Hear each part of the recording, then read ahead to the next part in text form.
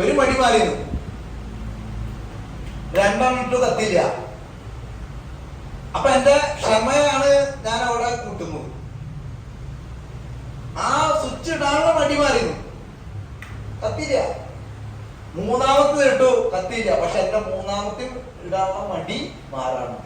നാലാമത്തെ ഇട്ടു, കത്തിയില്ല. അഞ്ചാമത്തെ കത്തി. പക്ഷെ ഈ 4 സ്വിച്ച് ഇട്ട് 5ാമത്തെയാണ് സ്വിച്ച് കത്തിയത്. പക്ഷെ 4 സ്വിച്ച് ഇടാനുള്ള ക്ഷമ, എന്റെ ക്ഷമാശീലം വളർത്തി. ആരാ വളർന്നത്? കത്താത്താനാണോ വളർന്നത്? ഈ ഇട്ട നമ്മളാണോ വളർന്നത്? അതുകൊണ്ട് നമ്മുടെ ബന്ധുക്കാര്, അളിയൻ, കുഞ്ഞമ്മായി അവര് വരില്ല എന്ന് ഉറപ്പുണ്ടെങ്കിലും ആ മടി മാറ്റാൻ അവരോട് പറയും. മടി മാറ്റാനാണ് ആര് പറയുന്നത്? അവർ അറ്റണം ഒന്നും പഠിക്കില്ല, നമുക്കറിയാം. പക്ഷെ മടി മാറ്റാൻ, നമ്മുടെ കഴിവ് കൂട്ടാൻ അവരിത് കേട്ടിരിക്കും. എന്തിനാണെന്നറിയോ? എന്തെങ്കിലും കുറ്റം കുറവുണ്ടെങ്കിൽ നമ്മളോട് പറഞ്ഞുതരാൻ അവിടെ ചായയും കിട്ടും. ഞാൻ കുടുംബത്തിൽ കയറ്റി തല്ലി പുറത്താക്കില്ല, എന്തായാലും ചായയും കിട്ടും. അവര് ശ്രദ്ധിച്ച് കേട്ടിരിക്കുക. എന്തെങ്കിലും കുറ്റം കുറവുണ്ടെങ്കിൽ അത് ഏറ്റുപിടിക്കണം. അപ്പൊ അതുകൊണ്ട് നമ്മൾ എന്ത് ചെയ്യണം? നമ്മൾ നമ്മുടെ പറയുന്ന പ്രാക്ടീസാണ് കൂട്ടേണ്ടത്. അതുകൊണ്ട് എല്ലാവരോടും പറയണം. ഇനി നാളെ നിങ്ങൾ പറഞ്ഞില്ലെന്ന് കരുതാം. നിങ്ങള് സ്റ്റാറബ്രാണ്ടും ഇതൊക്കെ എന്റെ വീട്ടുകാർ ഒരു കുഞ്ഞ് എന്നോട് ചോദിക്കില്ല, നീ എന്താ എന്നോട് പറയാൻ ഇന്ന് ചോദിക്കില്ല. ഇന്ന് ഫേസ്ബുക്കിലും ഇതിലൊക്കെ സ്വീകരിച്ചു കൊണ്ടിരുന്നു പൊന്നാട കിട്ടുന്നതും ട്രോഫി കിട്ടുന്നതും ഒറ്റെണ്ണം കണ്ടില്ല. എവിടെ പരിപാടിയായിരുന്നു, എന്തിന്റെ കിട്ടിയെന്ന് ആരെങ്കിലും ചോദിക്കണ്ടേ? ഒറ്റെണ്ണം ചോദിക്കില്ല എന്നോട് ഇന്ന്. എന്താ കാരണം എന്നറിയോ? ചോദിക്കാനുള്ള നാവും ഒന്നില്ല. എന്താ കാരണം? അവരോടൊക്കെ ഞാൻ പറഞ്ഞു, ക്ലാസ്സിങ് നല്ലതാണ്, നിങ്ങൾ ചെയ്യാൻ ഒക്കെ പൂജിച്ചിട്ടുള്ളൂ. ഇനി നമ്മൾ പറഞ്ഞിട്ടില്ലെങ്കിൽ അവർ ചോദിക്കും, ഇങ്ങനെയൊക്കെയുള്ള കാര്യം നീ എന്നോട് പറഞ്ഞ, നീ എന്റെ കൂട്ടുകാരനല്ലേ, നീ എന്റെ വരുമാനല്ലേ, നീ എന്താ എന്നോട് പറയാണ്ടിരുന്ന? എന്നാലും നല്ല ആളാട്ടാ. ചോദിക്കാനുള്ള ഒരു അവസരം നമ്മൾ ഉണ്ടാക്കി വെക്കരുത്. ക്ലിയർ ആയ? അപ്പൊ നമ്മൾ ദീർഘവേഷണം ചെയ്ത് കണ്ടിട്ടാണ് ഇത് ചെയ്യുന്നത്. അതുകൊണ്ട് നമ്മൾ സകല ആളോടും പറയാം, ഇന്നല്ല നാളെ അവര് വരും, പക്ഷെ ഇന്ന് നമ്മൾ പറഞ്ഞു വെക്കാം. ഓക്കെ? അപ്പൊ ഇത് നമ്മൾ എന്താണ്, നമ്മുടെ പരിചയക്കാര്, ബന്ധുക്കാര്, വീട്ടുകാര്, കൂട്ടുകാര്, കളിക്കൂട്ടുകാര്, നമ്മുടെ പ്രധാനപ്പെട്ട നമ്മുടെ നാട്ടിലെ ആരൊക്കെ ആയിക്കോട്ടെ. ഇപ്പൊ ഒരു രാഷ്ട്രീയ നേതാവുണ്ടെന്നറിയാം, ആള് ജയിക്കാൻ നമുക്കറിയാം. പക്ഷെ ആള് മുഖാന്തരം ചിലപ്പോ 10 ആൾക്ക് ഒരു ജോലി കൊടുക്കാൻ ഒരു സംവിധാനം എന്ന് പറഞ്ഞാൽ 10 ആൾ ആള് ചൂണ്ടി കാണിച്ചു തരും. മതിയില്ലേ? പോരെ? ഇതാണ് നമ്മള്. അപ്പൊ വളരെ ഫിലിം സ്റ്റാർ നമ്മുടെ നാട്ടിൽ ഒരാളുണ്ട് വയ്ക്കുക, ആളോട് പറയാ, ആളോട് പറഞ്ഞിട്ട് പറയാ, ഇങ്ങനെ ഒരു സംവിധാനം ഉണ്ട്, സാറ് ഇതില്. അപ്പൊ ആള് പറയും, എനിക്ക് നേർന്നില്ല, വേണ്ട, അങ്ങനെയുള്ള ആരെങ്കിലും ഉണ്ടെങ്കിൽ സാറിന്ന് അവരെ ഒരു നമ്പർ തരുമോ, ഞാനൊന്ന് വിളിച്ചു. അപ്പൊ അവരൊരു കോണ്ടാക്ട്. അതായിരിക്കും.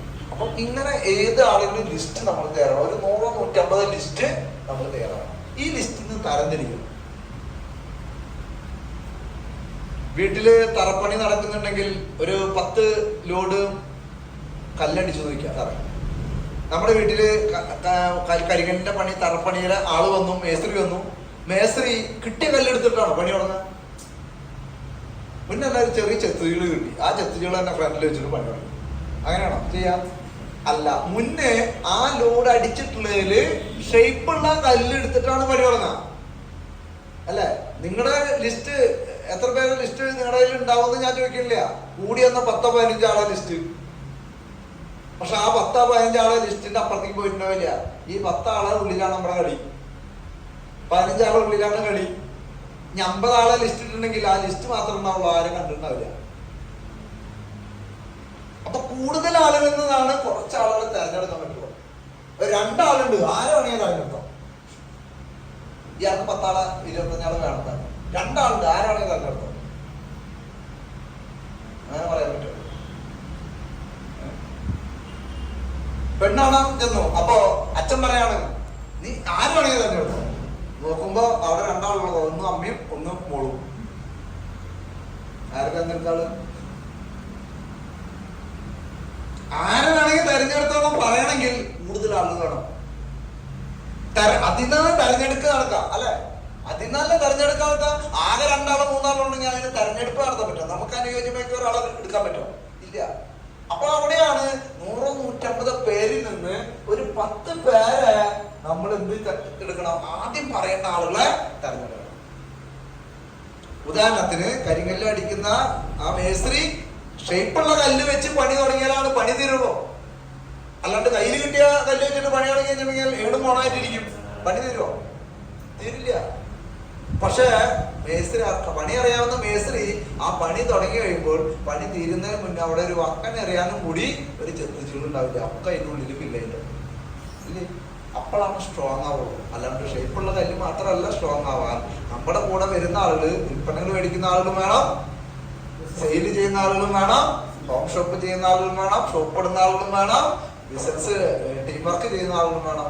അങ്ങനെ പല കാറ്റഗറി ആളുകളിൽ നിന്ന് ലീഡേഴ്സിനെ നമ്മൾ ക്രിയേറ്റ് ചെയ്യുന്ന പ്രവർത്തനത്തിൽ നമ്മൾ ഏർപ്പെടാം. അവിടെ നല്ല നല്ല നമ്മളിലും വിൽക്കരമായ ലീഡേഴ്സ് വളർന്നു വരും. ഇങ്ങനെയാണ് ഒരു ബിസിനസ് ഡെവലപ്പാണ് അല്ലെ? അപ്പൊ അതുകൊണ്ട് നമ്മൾ എന്താണ്, ഈ 10 പേരെ അവിടെ നിന്ന് കാറ്റഗറി തിരിച്ച് 10-15 പേരെ തെരഞ്ഞെടുക്കുക. എന്നിട്ട് അവരോട് മുന്നേ പറയാം. അങ്ങനെ തെരഞ്ഞെടുക്കുമ്പോൾ നമ്മൾ ശ്രദ്ധിക്കേണ്ട കുറച്ച് കാര്യങ്ങളുണ്ട്. 25 വയസ്സിനും 55 വയസ്സിനും ഉള്ളിലുള്ള ആളുകളെയാണ് മുന്നേ ഒരു ടിക്കറ്റ് ഉണ്ട്. ഇപ്പോ രാജൻ, രമണി, അതുപോലെ തന്നെ സുഗുണൻ, ഇങ്ങനെ കുറച്ച് പേരുകളുണ്ട് നോക്കിയാൽ ഒരു 150 പേര് നമ്മുടെ കയ്യിലുണ്ട്. അപ്പോൾ ആദ്യം നോക്കേണ്ടത് എങ്ങനെയാണ്? ഈ മുന്നെല്ലാവരുടെ പേര് നമ്മൾ എഴുതി അല്ലെ? അപ്പൊ നമ്മള് കല്യാണത്തിനൊക്കെ പേര് എഴുതുമ്പോ എല്ലാവരും പേര് എഴുതി അല്ലെ? മുന്നേ എല്ലാ വീട്ടുകാരും കൂടിയിട്ട് ഇരുന്നിട്ട് ആരോടൊക്കെ പറയണം കല്യാണം, ആരൊക്കെ കൂട്ടിക്കൊണ്ടിരണം, ക്ഷണിക്കണം. എന്നിട്ട് നമ്മള് ഒരു റൂട്ട് തിരിക്കുന്ന പരിപാടി ഉണ്ട്. തൃശ്ശൂർ റൂട്ടിൽ പോകുന്ന ആള്, അപ്പൊ ആ ആൾക്ക് ഒരു ലിസ്റ്റ്. എന്താ കാരണം?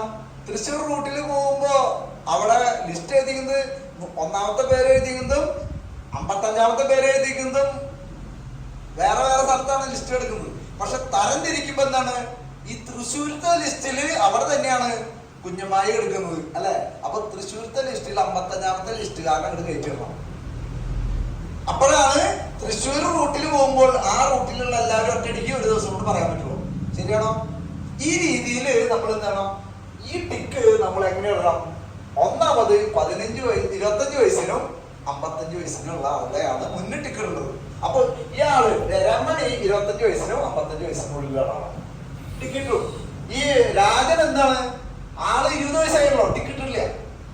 ഇടയാ. ഇനി അടുത്ത ടിക്കറ്റ് എന്താണ്? അപ്പൊ അങ്ങനെയുള്ള ആളുടെ ഒരു റൗണ്ട് ടിക്കറ്റ്. ഇനി അടുത്ത ആരാണ്? അത്യാവശ്യം കൂലി മേലെയുള്ള ആള്. അതായത് ഒരു മീറ്റിംഗിന് പോയാൽ 100 രൂപ 200 രൂപ എടുത്ത് കൊടുക്കാൻ പറ്റുന്ന ആളായിരിക്കണം. അല്ലാണ്ട് ഒരു പണിയും കൂലി ഇല്ലാണ്ട് വീട്ടിലേക്ക് 10 പൈസ ഉപകാരമില്ലാതെ പീഡി വലിച്ചിരിക്കുന്നവരെ അവനെ അറസിൽ കൊണ്ട് ചെയ്യിപ്പിക്കാന്ന് വെച്ചിട്ടുണ്ടെങ്കിൽ ഇത്തിരി ബുദ്ധിമുട്ടാണ്. അവനെ വേണം പതുക്കാൻ. ആദ്യം തന്നെ എന്താണ്, അത്യാവശ്യം ഒരു ജോലിക്ക് പോയി കുടുംബം നോക്കി കാര്യങ്ങൾ ചെയ്യുന്ന ഒരാള് ആയിരിക്കണം. എന്താണ് അപ്പൊ അടുത്തൊരു ടിക്കറ്റ്. അപ്പൊ ഇവിടെ വന്നു, ഇവിടെ ഒരാൾ ടിക്കറ്റ്. അങ്ങനെ 2ാമത്തെ ടിക്കറ്റ്. ഇനി 3ാമത്തെ ടിക്കാണ്, അദ്ദേഹം വിവാഹം കഴിഞ്ഞതാണോ?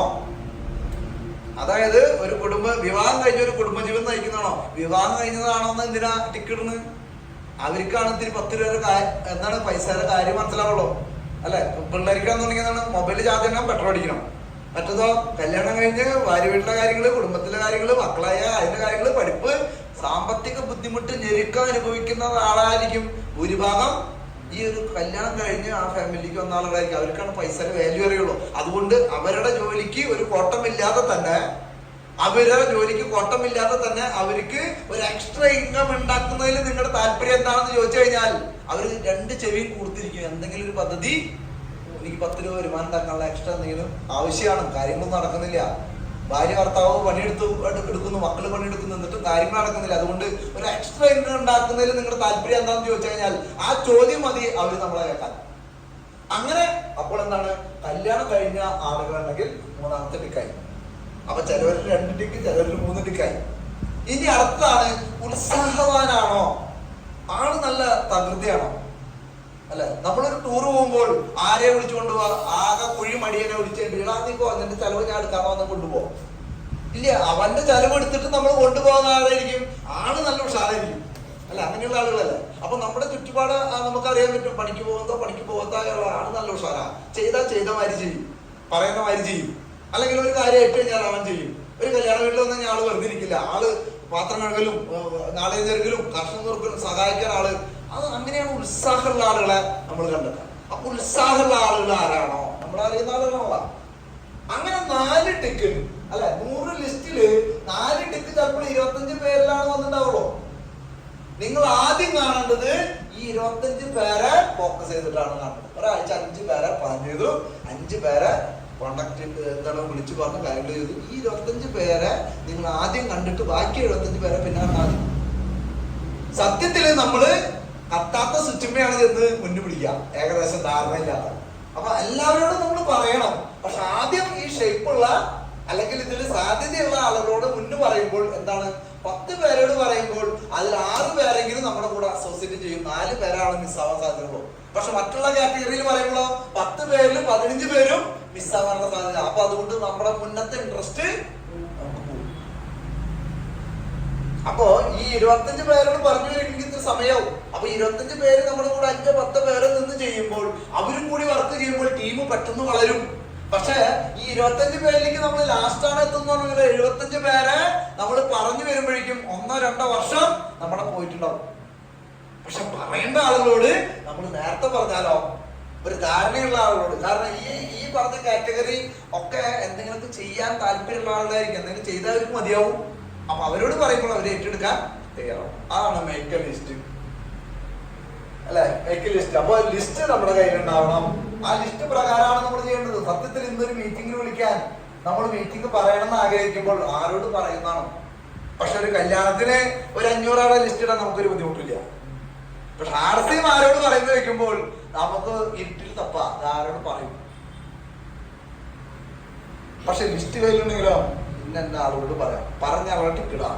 ഞാൻ പറയുന്നു, ഒരു പ്രാവശ്യം വിളിച്ചു വന്നില്ല, ഒരു പ്രാവശ്യം പറഞ്ഞു കേട്ടില്ല, അത് പല പ്രാവശ്യം നിങ്ങൾ പറഞ്ഞു നോക്കൂ. ഞാൻ പറയുന്നു, മിനിമം ഒരു 10 പ്രാവശ്യമെങ്കിലും പ്രോഗ്രാമിന് അവരെ വിളിക്കൂ. കാരണം 10 പ്രാവശ്യം പ്രോഗ്രാമിന് വിളിക്കണമെങ്കിൽ 10 പ്രോഗ്രാമിന് ഞാൻ പോയിട്ടുണ്ടാവണം. അല്ലാതെ തന്നെ ഈ പണിക്ക് നിൽക്കരുത്. ഏത് 10 പ്രോഗ്രാമിന് അവർ വിളിച്ചു, അവര് വന്നില്ല, അതുകൊണ്ട് ഞാനും പോയില്ല. അവര് ഡെവലപ്പ് ആവുണ്ടോ, നമ്മൾ ഡെവലപ്പ് ആവുണ്ടോ?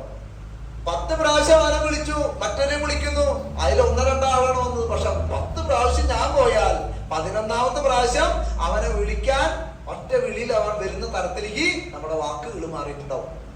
അവിടെ നമ്മൾ ചേഞ്ച് ആവും, അവൻ ചേഞ്ച് ഉണ്ടാവില്ല. പക്ഷെ നമ്മുടെ ചേഞ്ച് കണ്ട് അവൻ വരും. ഇപ്പൊ അവൻ വരാത്തത് എന്താ പറയാ, നമ്മളിൽ ചേഞ്ച് കാണുന്നില്ല. നടത്തി, ഭാവം, മാറ്റം, ഡ്രസ്സിങ്, ഇതിലൊക്കെ ഒരു ചേഞ്ച് ഫീൽ ചെയ്യണം. സംസാരത്തിൽ ഒരു പവർ ഫീൽ ചെയ്യണം. കാരണം അത്ര ഇതിലല്ല, ആ പവറിൽ അവരുടെ സംസാരത്തിൽ തന്നെ ഉണ്ട്, എന്തെങ്കിലുമൊക്കെ ഉണ്ട് എന്നുള്ളത് ചിന്തിക്കും അല്ലെ. 4 അടിയിലും കൂടെ നീ 4 വാക്ക് നേടണ്ട. 4 അടി കിട്ടാനും ഈ നാവ് മതി, 4 അടിയിൽ നിന്ന് ഊരി പോരാനും ഈ നാവ് മതി. ഇതെങ്ങനെ വളയ്ക്കണം എന്നറിയണമെങ്കിൽ നമ്മൾ ആർട്സിന്റെ അറിവും ആർട്സിന്റെ ട്രെയിനിങ്ങും വളരെ അത്യാവശ്യമാണ്. അടുത്തതാണ്